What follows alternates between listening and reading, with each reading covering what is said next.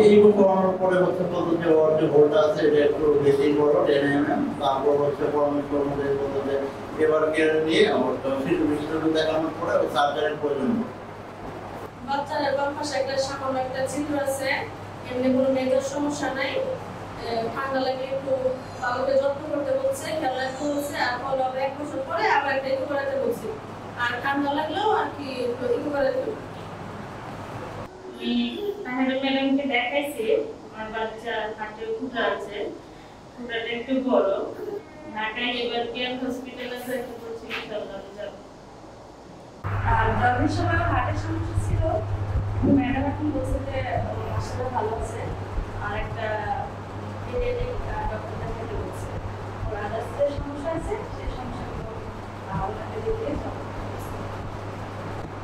হ্যাঁ ম্যাডামকে অনেক অনেক